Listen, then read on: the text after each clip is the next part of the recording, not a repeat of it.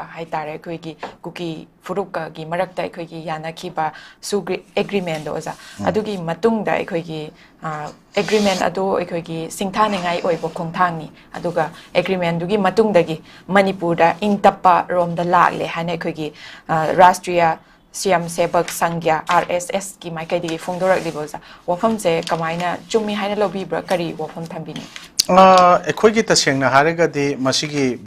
piece ꯂꯥꯛꯑꯦ ꯈꯣꯠꯂꯦ ꯍꯥꯏꯕꯁꯦ ꯍꯧꯖꯤꯛ ꯅꯣꯡꯃꯩ ꯈꯛꯇꯪ ꯀꯥꯞꯇ꯭ꯔꯒ ꯍꯦꯛꯇ ꯄꯤꯁ ꯂꯥꯛꯄ ꯅꯠꯇꯦꯕ ꯑꯩꯈꯣꯏꯒꯤ ꯇꯁꯦꯡꯅ ꯃꯈꯣꯏꯅ ꯄꯤꯁ ꯂꯥꯛꯑꯦ ꯃꯗꯨꯒꯤ ꯁꯥꯏꯟ ꯇꯧꯅꯈ꯭ꯔꯕ ꯃꯇꯨꯡꯗ ꯍꯥꯏꯕ ꯋꯥꯐꯝꯗꯨꯗꯤ ꯁꯥꯏꯟ ꯇꯧꯅꯈ꯭ꯔꯕ ꯃꯇꯨꯡꯗ ꯅꯦꯁꯅꯦꯜ ꯍꯥꯏꯋꯦꯁꯤꯡ ꯃꯗꯨꯒꯤ ꯀꯣꯝꯊꯣꯛꯍꯟꯕ ꯍꯥꯏꯕ ꯃꯇꯝꯗ ꯀꯨꯀꯤꯖꯧ ꯀꯥꯎꯟꯁꯤꯜ ꯈꯪꯗꯦ ꯑꯃ ꯈꯪꯗꯦ ꯃꯌꯥꯝꯅ ꯑꯩꯈꯣꯏꯒꯤ ꯅꯦꯁꯅꯦꯜ ꯍꯥꯏꯋꯦꯗꯨ ꯀꯥꯡꯄꯣꯛꯄꯤꯒꯤ ꯖꯒꯥ ꯂꯩꯕ ꯄ꯭ꯔꯖꯥꯁꯤꯡꯒꯤ ꯏꯊꯧ ꯅꯠꯇꯦ ꯍꯥꯏꯋꯦꯗ ꯂꯩꯕ ꯀꯥꯡꯕꯨꯒꯤ it should be the duty of the Union government to provide strict security measures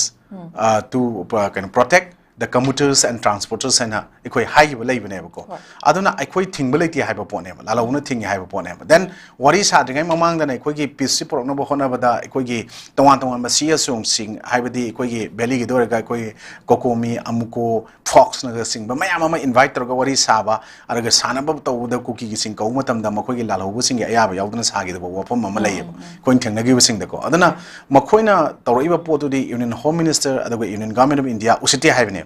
wari sign tonamdai da makogi su da leriba lalhobasing mayam singdu ekoi tasengna haragadi apa apun tholokpa yai haina makoina tasengna ngaki yanana ba toksinaraga hex sign to bul oigibada makogi tobum tokpa hanage separate administration na only solution oigani kaina haibagi potne kujik lai se adan 1967 da ko toina panjaba operation kadomi na ko Brahmis ke army sing na tamu to gibo botuna maram mora kanda more tenopol amadi ukhul yamna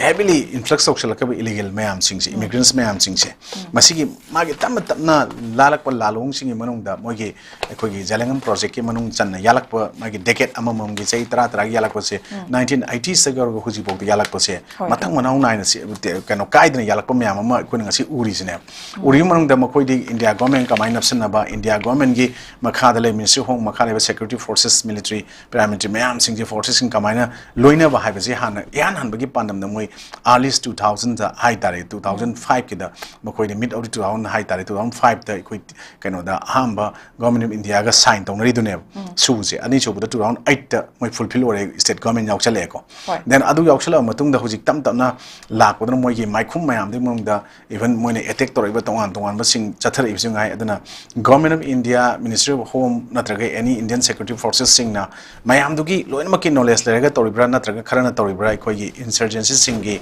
mathakta counter insurgency operation sing chathana one of the makoi sinaraga lakpo poni haiba pot mayam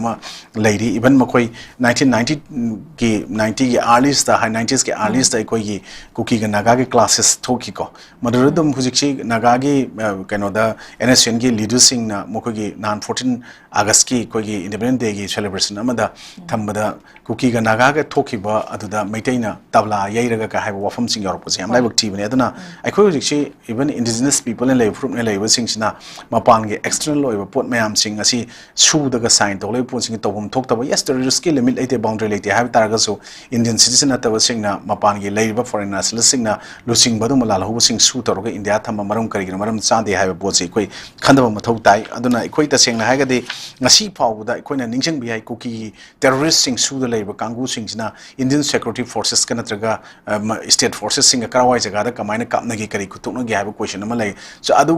tong tong da kangu dur kari gi su sign agreement sign tong nari bono du ka kari gi extension piri bono have just so question ne aduna chuma mayam je lai bani na ikoi gi koina huji manipur da ikoi ta seng na haiga di voice of manipur natraga idea of manipur madugi pot mayam sing da idea of manipur si distract tawno hona ba pam ba kangu maga idea of manipur gi punna lemina ba punna homin kamina ba nungsi chana lei ba pam ba kangu ani gi marakta yei khaina pot amani aduna historically culturally magi masak khang da ba leita ba mayam sing duna makoi origin khang da ba kangu sing duna ngasi di ikoi gi leijaram ba understanding aduga mayam sing loin mak thugaira pani na lowe aduna ikoina tasengna ekoi only makoi cookie singduna tori pot di makoi gi focus only on protecting cookie peoples and their rights ne makoi na hoji khalli je not only any others makoi gi community gi am ta khanba leite adana hoji ekoi na makoi administrative umbrella se kaino hai kanda kaino da cookie du madugi umbrella du tuppa kanda tasena for better bargaining political power side tare sinara kana honar pani aduna swaida koi cookie singe umbrella mak tupsan bada moina adum hapsan bi vibe da thadawna ko na tholaga to matam da thadaw gi leader man han koi halidna ko asi bakchang phangre huji ko mang phangdan lerak pa adu madu hat kana kana chine koi loina khangba nga tani aduna simba pot mayam singsida even any cookie tribe sina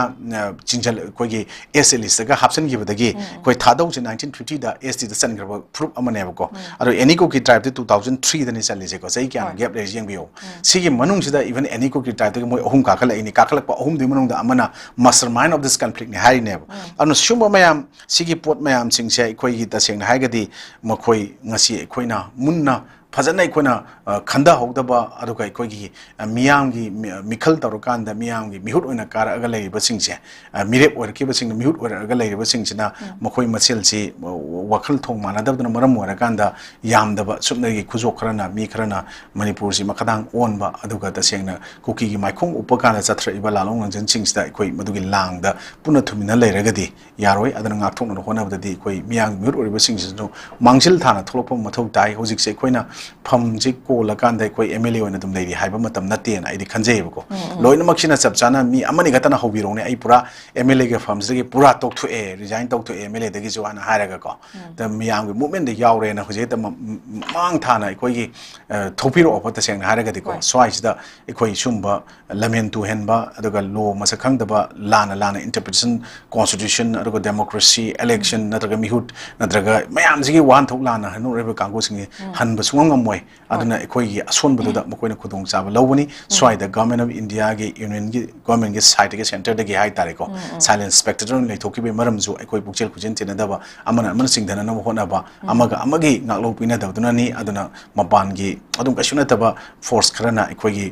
India gi union aduga India gi union manung da state amona 1949 de ge merged organizer force annexation hai su tillaga legraba adu Indian gi law Indian constitution advice celebrate citizen more ba even koi manipur gi praja miyam chu ngasi awaba tawa matamda mainland tongan wafam amada miyeng amadi yengba mali kaina koina haraga lakudo nan Tamil Nadu gi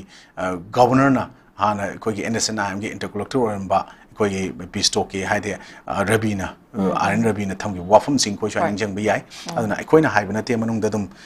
tonghana khanba manba uba mi eng sing se koi yamna maru oiba masak naiba mi sing India gi ko lenga ki sasanda or any sumba tackle tawnaba leiriba mayam sing ki marakta hujiti government legeba even Iron Rabin thampu statement koi kopna neinaba mathau tai khangbu mathau tai ne smai thamjaki